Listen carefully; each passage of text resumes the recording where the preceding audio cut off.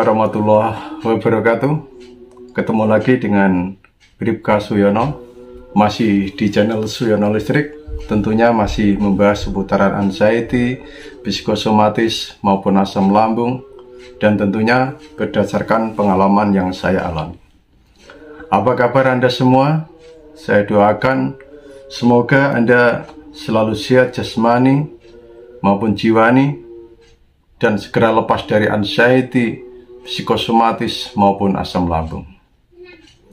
Jangan lupa BPJS, bayar pakai jempol dan subscribe. Jangan lupa kalau Anda yang muslim sering bersolawat, atau Anda sering mendengarkan solawat gitu. Tapi saya sarankan ya mulut kita itu bersolawat gitu. Selain Anda istighfar, zikir, tambah dengan solawat ya. Karena solawat itu kata-kata yang saya dengar ya dari Pak Kiai, Pak Ustadz, itu adalah amalan yang nggak bakal ditolak oleh Allah. Begitu. Kalau salah mohon dikoreksi. Nah, yang baru bergabung ya, yang baru menemukan channel saya ini, alangkah baiknya Anda untuk tekan tombol subscribe apabila Anda belum subscribe, dan alangkah baiknya Anda melihat video saya yang dulu-dulu gitu, seperti yang dilakukan oleh yang punya akun Gus Eri ya, yang dari Bali. Video dari awal saya tuh ditonton, komen terus sampai jawab capek saya jawabnya, tapi saya terima kasih ya, terima kasih yang punya akun Gus Eri yang dari Bali gitu ya. Alhamdulillah dia mengatakan di kolom komen itu sudah sembuh ya, sudah biasa gitu. Alhamdulillah. Dan itu bukan saya yang menyembuhkan, tetapi diri Anda sendiri, kekuatan pikiran Anda sendiri yang menyembuhkan, dan atas izin Tuhan gitu. Nah, sekarang saya akan membahas mengenai sensasi horor yang sebenarnya itu bisa hilang sendiri, tetapi dibutuhkan juga ikhtiar, baik ikhtiar insani maupun ikhtiar ilahi gitu ya, itu. Tetapi Anda jangan takut kalau Anda nanti merasakan sensasi ini, dan saya yakin Anda itu kebanyakan merasakan ini. Nah, dan Anda nggak boleh takut, karena kalau Anda merasakan sensasi sudah takut duluan, maka pikiran Anda itu berbicara ya, berbicara. Tentunya di sini berbicara yang tidak logika ya. Mungkin Anda sudah melakukan serangkaian pemeriksaan medis, tetapi tetap aja Anda menganggap bahwa keluhan fisik itu dikarenakan Anda menderita sakit fisik yang parah. Padahal itu tidak ya. Anda mungkin putus asa, sudah berobat ke sana, berobat ke sini, ganti dokter, ganti tabib, minum obat ini, minum herbal ini, tetapi tidak mendapatkan kesembuhan ya. Dan saya menyadari kalau ada dalam hati ini rasanya putus asa. Itu juga saya alami. Tetapi Anda merasa putus asa itu, jangan mengambil langkah yang tidak masuk logika ya. Tetap berobat dan lakukan yaitu ikhtiar ilahi. Nah, kelola pikiran dan perasaan Anda. Jangan terpengaruh oleh janji-janji yang menjanjikan dalam waktu ini nanti akan saya sembuh, akan saya bersihkan rumah Anda, akan saya bersihkan badan Anda dan sebagainya. Pembersihan badan, pembersihan aura, itu yang bisa melakukan itu Anda sendiri, begitu ya. Orang lain nggak bisa, nggak bisa. Itu karena apa? Kekuatan pikiran Anda melalui sugesti-sugesti itu yang membersihkan, gitu ya. Itu karena apa? Misalnya Anda menderita psikosomatis ini, misalnya datang ke tabib A atau ke tabib B, mereka akan nggak tahu secara medis psikosomatis itu apa, begitu. Dia mau memberi sugesti apa coba? Nah, itu ya. Jadi saya tetap menyarankan Anda kalau berobat itu pada pakarnya. Bisa langsung ke psikiater atau seorang hipnoterapi klinis ya, begitu. Atau seorang psikolog. Tetapi kalau sudah ada gangguan di fisik, gejala di fisik, Anda langsung psikiater. Walaupun saya belum pernah ke psikiater, saya tetap menganjurkan berobatlah pada pakarnya, gitu ya. Oke, Anda semoga saja menonton video saya ini sampai selesai. Ini agak lama, biar Anda nanti akan paham dengan sendirinya. Semakin banyak mentor, semakin banyak motivator, itu akan membantu kesembuhan Anda. Karena apa? Motivasi-motivasi dari seorang mentor itu bisa merubah pola pikir Anda. Tanpa Anda sadari, akhirnya Anda yang dulunya berpikir tidak logika akan menjadi logika. Ya, selama motivator Anda berpikirnya secara logika juga. Karena psikosomatis anxiety itu adalah sakit medis, bukan sakit non medis. Makanya ada dokter spesialis kejiwaan. Nah, psikosomatis itu sakit pikiran, keterguncangan di jiwa kita, gitu. Ya, yang akhirnya menimbulkan gejala fisik.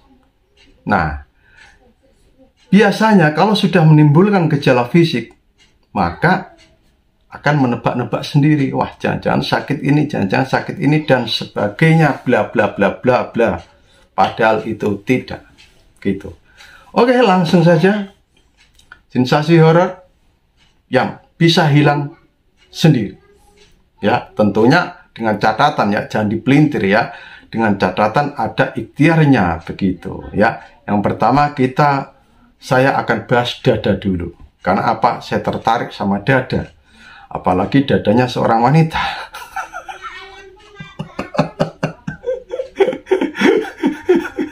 Yang katanya 2 gunung ya, saya akan membahas 2 gunung itu.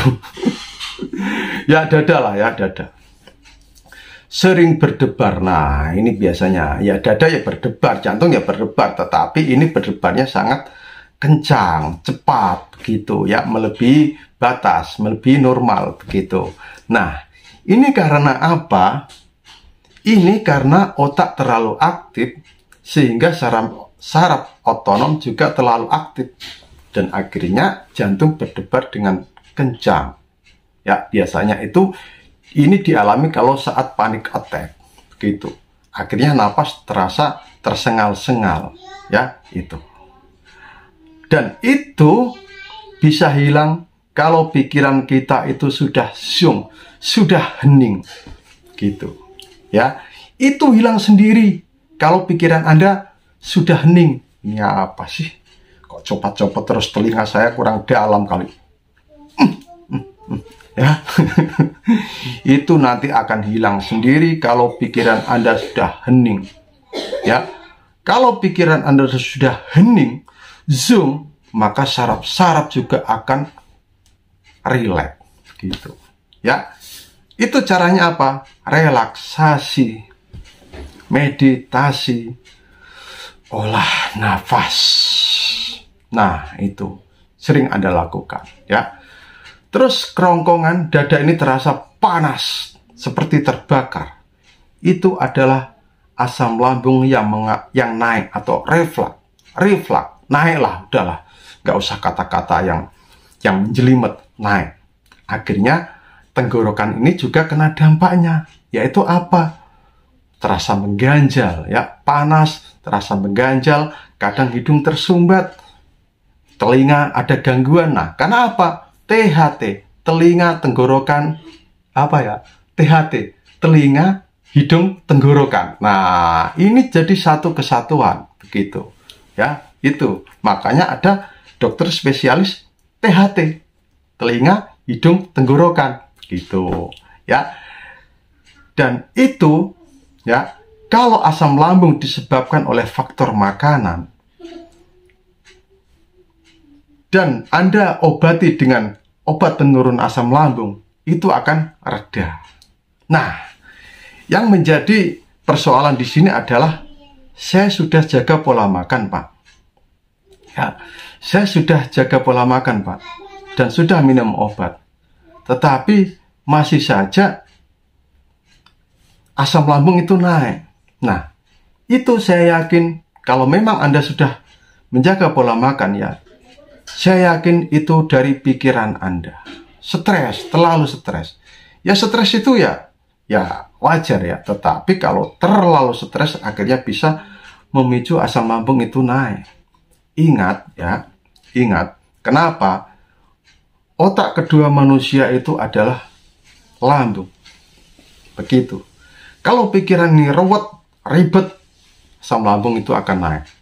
Terus Anda bertanya, Pak, bagaimana kalau sudah jaga pola pikir, jaga pola makan, asam lambung itu tetap naik? Nah, ini saya kira begini ya, tetap aja itu dari pikiran Anda. Kalau memang sudah Anda jaga pola makan, Anda bolehlah jaga pola pikir begini, tapi Anda merasa takut sendiri, cemas sendiri. Apa itu yang namanya menjaga pola pikir? Tidak, gitu ya. Jadi menjaga pola pikir itu ya memang kita akan berhadapan dengan permasalahan-permasalahan yang ada, tetapi bagaimana kita bisa meminimalisir permasalahan itu, yaitu jadilah pribadi yang cuek. Tiap omongan orang sudah nggak usah Anda respon dengan yang berlebih begitu ya, biar pikiran Anda nanti tenang. Memang channel saya ini lebih mengutamakan ke pola pikirnya dulu begitu ya. Karena apa? Psikosomatis, anxiety, asam lambung itu bisa berasal dari pola pikir. Penyakit ya, itu yang pertama dari faktor genetik, yang kedua dari faktor makanan, yang ketiga dari faktor pikiran. Faktor pikiran ini yang paling mendominasi begitu ya. Pikiran ini terlalu rumit, akhirnya menimbulkan gejala fisik begitu. Nah, kerongkongan ini nanti hilang sendiri kalau Anda sudah tenang, sudah zoom ya. Kalau Anda belum bisa, ya bantu obat dulu. Kalau dibantu obat belum bisa, ya udah pikiran Anda tenangkan, begitu, ya. Terus masih di dada, serasa kayak ada sesuatu yang di dada ini turun ke perut, itu. Akhirnya kita langsung cemas, nah, langsung keringat dingin keluar, panik itu. Nah, itu dulu sering saya alami, bahkan hampir tiap hari, tiap saat. Gitu. Tetapi hilang sendiri tanpa saya sadari. Ya seperti ada gitu ya, itu. Terus nyeri dada kiri maupun kanan tembus ke belakang. Itu kalau dari hasil EKG sudah normal, berarti itu adalah nyeri sendi biasa. Anda tidak menderita sakit jantung. Gitu ya. Kenapa sering kedutan? Saraf Anda tegang, akhirnya pembuluh darah juga ikut tegang. Suplai oksigen dan darah ya itu tidak maksimal. Ya itu ya. Semoga Anda paham dan itu nanti hilang sendiri. Tentunya di situ ya ada solusinya dari saya itu. Pikiran Anda yang Anda perbaiki. Anda lakukan pelenturan saraf ya. Pelenturan saraf saya ini diiringi dengan olah nafas. Itu dahsyat kalau Anda yakin ya. Dan itu tidak magic, tidak mistik, tidak klenik. Itu alami, real ya, ilmiah begitu. Oke? Nanti kalau ada yang kelewat sensasi di dada ini, nanti Anda tinggalkan di kolom komen ya. Mungkin kelewatan atau bagaimana. Karena terlalu banyak sekali sensasi di dada ini yang saya rasakan dulu ya. Mungkin saya lupa atau apa. Anda bisa mengingatkan saya, Pak, ini. Nah, begitu. Terus perut. Perut terasa begah, kembung, perih, cenut-cenut, ya. Kayak ada gas, ya memang ada gasnya. Gitu, ya. Kalau Anda tidak alami yang namanya asam lambung, itu juga bisa mah. Ingat, asam lambung dan mah sesuatu yang berbeda. Nah, ini Anda konsultasi sama dokter. Anda menderita asam lambung atau mah, atau bahkan dua-duanya, atau Anda alami dispepsia fungsional. Itu, ya. Dan itu kalau Anda menderita mah, ya Anda harus jaga pola makan, benar-benar jaga pola makan, begitu. Ya, apa harus makan bubur terus, Pak? Oh, enggak. Saya dulu sama dokter bilang begini, jangan makan bubur terus, lemes badan Anda, begitu. Ya udah, saya beranikan makan nasi yang agak lembek sedikit, begitu. Ya, itu. Dan ingat, nanti di deskripsi ada kayu secang. Nah, itu Anda nanti tonton, ya, begitu. Apalagi perut Anda, ya, kemeng dan sebagainya, cenut-cenut, hilang sendiri, ya. Saya alami itu hilang sendiri. Nah, disinilah antara dada dan perut. Karena dada dan perut itu menyatu, yaitu lakukan pernapasan gabungan. Nah, di video saya sudah ada pernapasan gabungan, yaitu pernapasan diafragma dan pernapasan dada. Gitu, digabungkan. Tidak akan saya contohkan karena Anda nanti cari. Ya, dahsyatnya pernapasan gabungan, gitu. Nah, sekarang belakang, yaitu punggung dan pinggang.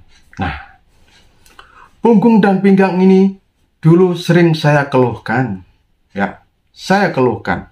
Bahkan saya sakit pinggang itu sampai nggak bisa jalan, ya, nggak bisa berdiri. Bangun tidur diangkat sama istri saya. Saya mau ke kamar mandi, payah sekali, begitu. Nah, itu setelah di ronsen, normal saja, tidak ada saraf kejepit, fungsi ginjal juga bagus. Nah, itu berarti apa? Itu berarti dari ketegangan saraf Anda, ya. Ingat, otak kalau tegang, saraf juga tegang. Kalau otak tegang, saraf tegang, akhirnya kondisi fisik yang kedutan, nyeri sendi itu akan tetap ada, gitu. Jadi, saya mementingkan pada pola pikir, gitu, ya. Tata pikiran Anda, sering meditasi, relaksasi, heningkan pikiran Anda, biar zoom tiap hari. Anda beli ini headset, yang nggak usah mahal-mahal lah, ya 10.000, ya 10.000 saja, gitu. Ya, channel saya ini tidak menganjurkan, saya tidak jual produk, tidak jual apa, dan jangan lupa Anda harus sedia ini terus. Jadikan ini teman Anda. Kalau Anda wanita, jadikan ini suami Anda kedua. Kalau saya laki-laki, saya jadikan ini istri ketiga. Karena apa? Istri pertama saya adalah senjata. Senjata api. Ya, itu. Karena saya brimob dulu. Istri kedua saya, istri saya itu. Istri ketiga saya ini dan ini. Gitu. Saya tidak mendapat endorse dari produk ini. Tetapi, kenapa saya menyarankan ini? Saya bisa relate dengan ini. Saya tidak mungkin menyarankan apa yang tidak saya pakai, gitu. Ya, gitu. Ya, medicated oil sama dragon. Ini dihisap. Ini dioleskan. Ya, begitu. Nah, kalau itu sudah Anda lakukan semua, yaitu kalau Anda sudah sering relaksasi, meditasi, pikiran Anda sudah hening, sudah zoom, ya, keluhan fisik nanti hilang dengan sendirinya. Walaupun kadang menyolek-nyolek sedikit, nah itu tidak apa-apa, wajar begitu. Ya, itu. Jadi Anda jangan berpikirnya kok masih nyolek-nyolek ya. Anda ingin sembuh instan, ya saya menyadari itu. Tapi yang perlu Anda ketahui adalah proses sakit Anda itu puluhan tahun, begitu ya. Anda ingin sembuhnya dalam waktu seminggu 2 minggu. Ya, Anda harus berpikir yang logika, begitu ya, itu. Nah, gejala-gejala fisik yang ditimbulkan karena ketegangan otak ini, ya, nanti hilang sendiri seiring dengan usaha Anda untuk menenangkan pikiran Anda, begitu. Dan saya tetap menyarankan kalau Anda memang sudah nggak bisa mengendalikan, ya Anda konsultasilah ke langsung psikiater, begitu. Nah, itu. Karena apa? saya yakin apa yang Anda alami itu adalah keguncangan di jiwa Anda, gitu ya. Daripada Anda ke dokter ini, ya saya nggak itu ya, saya dulu juga begitu kok, ke dokter spesialis penyakit dalam, spesialis saraf, begini. Nah, alangkah baiknya Anda langsung ke psikiater, gitu ya, atau Anda bisa hipnoterapi. Tetapi hipnoterapi ini kalau Anda masih dalam keadaan cemas yang tinggi sekali, terus keluhan fisik ini sangat mengganggu sekali, ya saya sarankan langsung psikiater, gitu ya. Tetapi kalau belum ada keluhan fisik, hanya pikiran Anda cemas saja, tetapi tidak ke arah gangguan fisik, Anda langsung bisa ke psikolog ya, atau hipnoterapi klinis, begitu ya. Itu. Nah, itulah keluhan-keluhan yang di dada, di perut, dan di punggung dan pinggang. Nah, itu nanti hilang sendiri kalau pikiran Anda sudah zong, sudah hening, begitu ya. Tidak usah Anda khawatir begini-begini, tidak usah. Saya yakin banyak yang sudah sembuh kok. Ya. Banyak yang sudah sembuh. Dan sekarang giliran Anda, gitu. Ya. Kalau sensasi itu masih nyolek-nyolek sedikit, Anda jangan tanggapi dengan terlalu hiperaktif, terlalu berlebihan, begitu. Nggak usah ya, tetap tenang, begitu. Oke ya, itu saja. Kalau kurang paham dengan apa yang saya ungkapkan, Anda boleh bertanya di kolom komen. Salam sehat dari Bribka Suyono. Wassalamualaikum warahmatullahi wabarakatuh.